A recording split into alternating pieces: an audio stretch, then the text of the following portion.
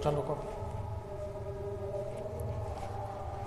चलो दोस्तों, maps IAS academy में आपका स्वागत है।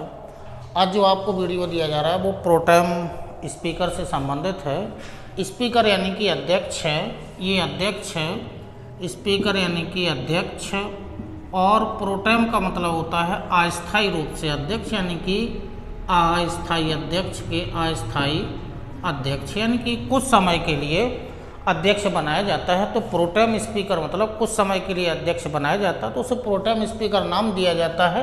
तो स्पीकर का मतलब हुआ अध्यक्ष हुआ। अब अध्यक्ष का मतलब हुआ, जैसे स्पीकर है तो लोकसभा अध्यक्ष है, तो अध्यक्ष का मतलब ये हुआ कि दो स्तर पर अध्यक्ष को जानना है आपको, कि यानी कि दो स्तर होंगे, यानी कि एक तो केंद्र के स्तर पर होगा और दूसरा राज्य के स्तर पर अध्यक्ष होगा। यानी कि केंद्र के स्तर पर जो अध्यक्ष होता है उसे लोकसभा, यानी कि अध्यक्ष जो लोकसभा का होगा उसे लोकसभा अध्यक्ष नाम दिया जाता है। लोकसभा अध्यक्ष नाम दिया जाता है, यानी कि लोकसभा अध्यक्ष होगा। और यदि राज्य स्तर पर है तो उसे विधानसभा अध्यक्ष के नाम से, यानी कि विधानसभा अध्यक्ष नाम दिया जाएगा, यानी कि विधानसभा अध्यक्ष नाम उसे दिया जाएगा। और इनका जो चुनाव होता है, यानी कि जो लोकसभा अध्यक्ष होता है या जो राज्यसभा का यानी कि विधानसभा का जो अध्यक्ष होता है, जो प्रोटेम स्पीकर होता है, प्रोटेम स्पीकर की नियुक्ति का ये है कि यदि केंद्र स्तर पर है, लोकसभा का यदि प्रोटेम स्पीकर चुना गया है तो उसके चुनने का अधिकार किसे है? राष्ट्रपति चुनेगा। और राज्य स्तर पर है तो इसे राज्यपाल इसको, यानी कि राज्यपाल इसको चुनेंगे। तो अब चूंकि देखते हैं वर्तमान में जो यानी कि विधानसभा के जो चुनाव वगैरह हुए हैं या इसके पहले जो नई लोकसभा चुनी गई थी उसके बारे में जानते हैं, तो आप ये समझना कि प्रोटेम स्पीकर का मतलब केंद्र स्तर पर भी है जिसे लोकसभा अध्यक्ष नाम दिया जाता है, और राज्यों में भी है जिसे विधानसभा यानी कि विधानसभा अध्यक्ष के नाम से जाना जाता है। और यदि प्रोटेम यदि चुना गया है तो उसको चुनने का अधिकार केंद्र के स्तर पर राष्ट्रपति को होगा, और राज्य स्तर पर राज्यपाल को प्रोटेम स्पीकर चुनने का अधिकार या इनका दायित्व ही होता है।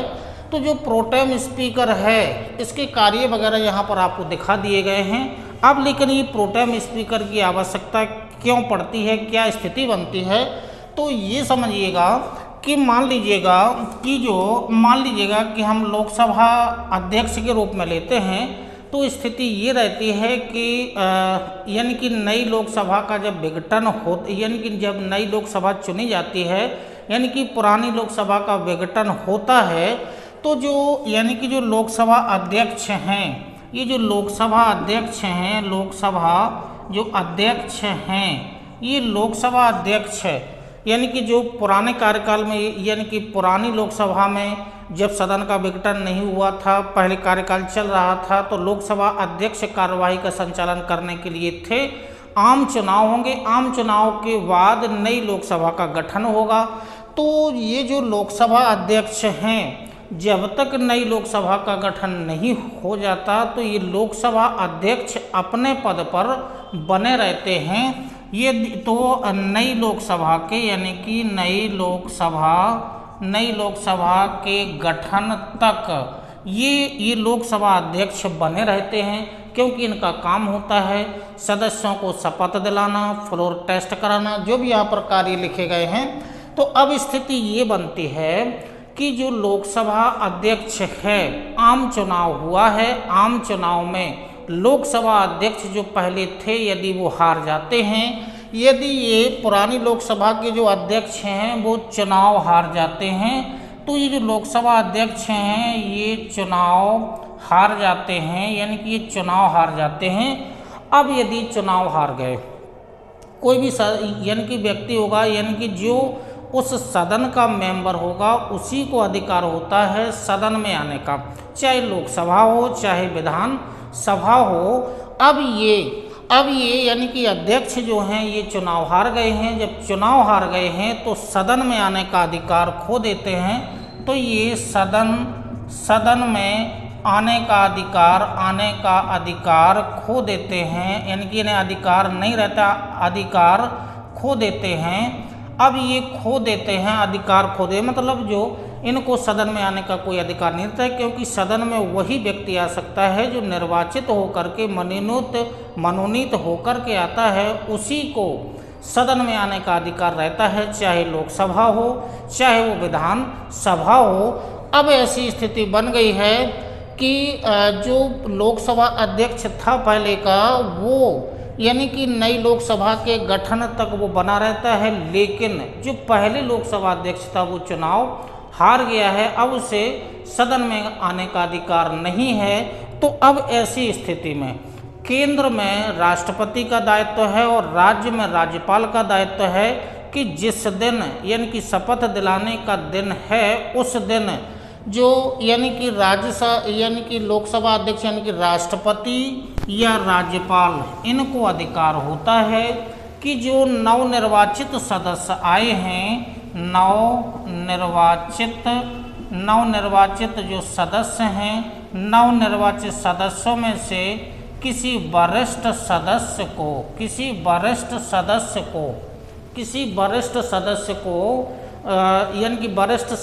को प्रोटेम स्पीकर प्रोटेम स्पीकर के रूप में राष्ट्रपति या राज्यपाल उनको शपथ दिलाते हैं। तो ये जो प्रोटेम स्पीकर हैं वो अस्थायी हैं, कुछ समय के लिए, कुछ घंटे के लिए रहते हैं। ये इसलिए चुने जाते हैं प्रोटेम स्पीकर कि इनका कार्य होता है जो नवनिर्वाचित सदन के जो सदस्य आए हैं, इनका मुख्य कार्य रहता है प्रोटेम स्पीकर का फ्लोर टेस्ट कराना, एक कार्य इनका होगा। सदन की कार्यवाही का संचालन करना दूसरा कार्य होगा। सदस्यों को शपथ दिलाना, चूँकि जो पहले का प्रारंभ की जो शपथ होती है वो राष्ट्रपति या राज्यपाल के द्वारा कैबिनेट मंत्री या मंत्रियों को शपथ दिला दी जाती है। जो अन्य सदस्य बनते हैं, जो नवनिर्वाचित चुन करके आए हैं, उनको शपथ दिलाने का कार्य प्रोटेम स्पीकर का होता है। तो सदस्यों को शपथ दिलाना होता है और अध्यक्ष का चुनाव करना होता है। अब चूंकि अध्यक्ष का चुनाव जो प्रोटेम स्पीकर चुने गए हैं, अब दो स्थितियां यहाँ पर बन सकती हैं। या तो स्थिति ये बन सकती है कि जो पार्टी पहले पूर्व में थी, या तो वही पार्टी पुनः जो पूर्व में पार्टी थी, या तो वही पार्टी पुनः निर्वाचित होकर के यानी कि बहुमत दल के रूप में आ सकती है, या फिर जो विपक्ष था वो यानी कि इन दोनों में से कोई भी यानी कि बहुमत के रूप में आएगा। अब बहुमत के रूप में आएगा, ये बहुमत के रूप में आएगा तो ये पहले तो अपने बहुमत दल का नेता का चुनाव कर दिया जाएगा, तो उसको प्रधानमंत्री या मुख्यमंत्री का यानी कि मुख्यमंत्री का दायित्व उनको दे दिया जाएगा। अब स्थिति बनती है कि यदि पूर्व में जो पार्टी थी, यानी कि पहले जो पार्टी थी, आम चुनाव के पहले जो पार्टी सत्ता पक्ष में थी, वही पार्टी पुनः बहुमत के रूप में आ सकती है। या फिर ऐसा भी हो सकता है कि जो पहले पार्टी थी वो पार्टी ना आकर के दूसरी जो विपक्ष में थी वो पार्टी भी यानी कि बहुमत के रूप में आ सकती है। तो डिपेंड करेगा कि जो पहली पार्टी थी वो बहुमत के रूप में नहीं आई है, तब भी स्थिति ये बनेगी कि जो पार्टी पहले बहुमत में थी अब वो बहुमत में नहीं है, तो उनमें से जो नवनिर्वाचित सदस्य आए हैं उनमें से किसी वरिष्ठ सदस्य को प्रोटेम स्पीकर के रूप में यानी कि राष्ट्रपति के द्वारा या राज्यपाल के द्वारा यानी कि निर्वाचित कर दिया जाएगा। तो कहने का मतलब ये है कि जैसे इसके पहले यानी कि लोकसभा में ये स्थिति बनी थी, जो मोदी जी का जो दूसरे कार्यकाल है उसमें ये स्थिति बनी थी कि इसके पहले चूँकि पहले मोदी के कार्यकाल में सुमित्रा महाजन जी जो इंदौर से यानी कि सांसद चुनी जाती थीं, वो इंदौर से चुनी जाती थीं, तो पहले कार्यकाल में सुमित्रा महाजन थीं। लेकिन जब दूसरा आम चुनाव हुआ तो उसमें उन्होंने चुनाव नहीं लड़ा, यानी कि अब वो सदन की सदस्य नहीं थीं। तो अब स्थिति ये बनेगी कि सदन की सदस्य नहीं थी तो किसी एक वरिष्ठ व्यक्ति को यानी कि लोकसभा का अध्यक्ष प्रोटेम स्पीकर के रूप में बना दिया जाएगा। तो उसका कार्य केवल एक दिन का ही रहेगा या कुछ घंटे का ही रहेगा। कार्य उसके ये लिखे गए हैं वर्तमान में जो उत्तर प्रदेश के चुनाव हुए हैं या जो अन्य 5 राज्यों में जो चुनाव हुए हैं 2022 के, उसमें जो 18वीं जो यानी कि विधानसभा थी, जो 18वीं विधानसभा थी, उसमें स्थिति ये बनी थी कि जो इसके पहले जो हृदय नारायण दीक्षित जी थे, हृदय नारायण दीक्षित यानी कि हृदय नारायण दीक्षित जी यानी कि पहले विधानसभा उत्तर प्रदेश के विधानसभा अध्यक्ष थे, पत्रकार भी हैं, और चूंकि उन्नाव से ये चुनाव वगैरह लड़ते हैं, तो ये उन्नाव से हृदय नारायण दीक्षित जी थे। तो ये जो यानी कि योगी जी का पहला कार्यकाल था, उसमें विधानसभा अध्यक्ष थे, लेकिन उम्र अधिक होने के कारण 75 वर्ष से ऊपर होने के कारण उन्होंने चुनाव नहीं लड़ा। तो इसका मतलब है कि अब जो पूर्व के जो विधानसभा अध्यक्ष थे अब वो नहीं हैं। तो अब स्थिति ये बनेगी, तो हृदय नारायण दीक्षित जी यानी कि सदन के सदस्य नहीं रहे थे, यानी कि उन्होंने चुनाव लड़ा ही नहीं था। तो स्थिति ये बनी थी कि वर्तमान में अभी कुछ समय पहले तो रमापति त्रिपाठी जी को यानी कि रमापति त्रिपाठी जी को जो यानी कि 8 बार एमएलए रह चुके हैं, 8 बार जो 8वीं बार जो एमएलए बने हैं अभी कुछ हाल ही में, तो इनको राज्यपाल ने प्रोटेम स्पीकर यानी कि प्रोटेम स्पीकर बना दिया था। और ये कुछ समय के लिए बनाए गए थे, चूँकि हैं तो भारतीय जनता पार्टी के ही। पहले भारतीय जनता पार्टी सत्ता में थी, दूसरी बार भी आई, तो दूसरी बार भी सत्ता में आई, तो यानी कि जो विधानसभा अध्यक्ष थे वो निर्वाचित उसी पार्टी से ही होंगे, विपक्षी पार्टी से नहीं होंगे। तो पूर्व में हृदय नारायण दीक्षित थे, ये सदस्य नहीं रहे। अब प्रोटेम स्पीकर का चुनाव जरूरी है, क्योंकि उसका ये कार्य है, ये कार्य केवल एक ही दिन होना है। तो हृदय नारायण दीक्षित जी नहीं थे, तो रमापति त्रिपाठी को प्रोटेम स्पीकर के रूप में यानी कि शपथ दिलाई गई थी। सामान्यतः ये रहता है कि शपथ दिलाई नहीं जाती है स्पीकर को, क्योंकि वो सदस्य के रूप में पहले शपथ ले लेता है। तो रमापति त्रिपाठी कुछ समय के लिए यानी कि अस्थायी स्पीकर बनाए गए थे।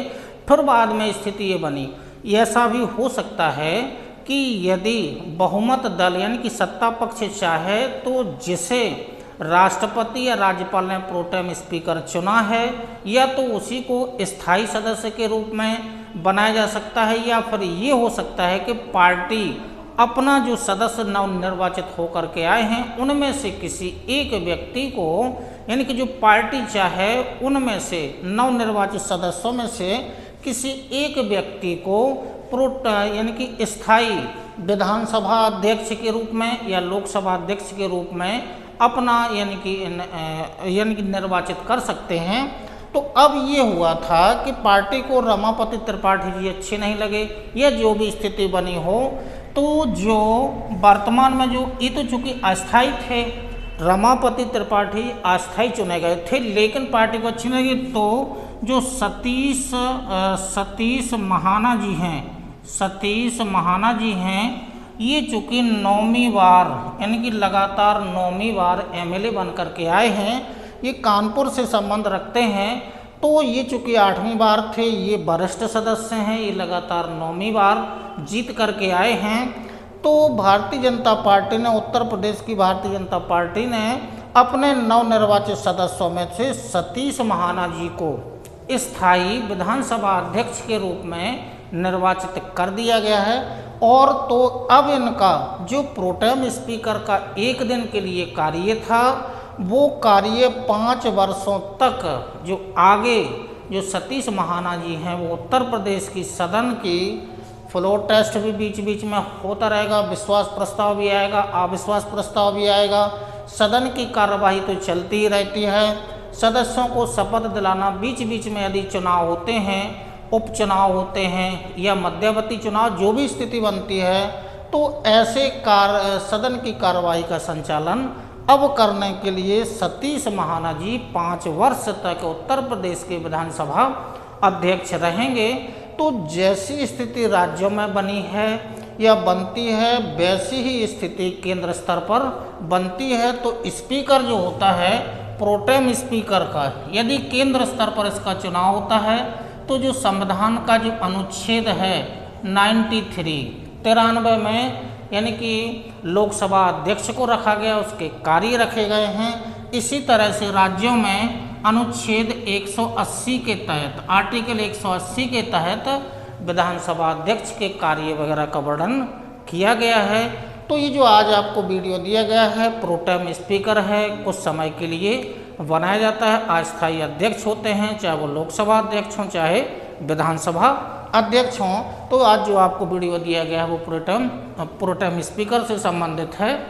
अगले वीडियो का आप इंतज़ार करिएगा, वीडियो को लाइक करिएगा, शेयर करिएगा, ताकि हमारे जो सब्सक्राइबर हैं वो बढ़ सकें। तो अगले वीडियो के लिए आप इंतज़ार करिएगा। तब तक के लिए नमस्कार, धन्यवाद, जय हिंद।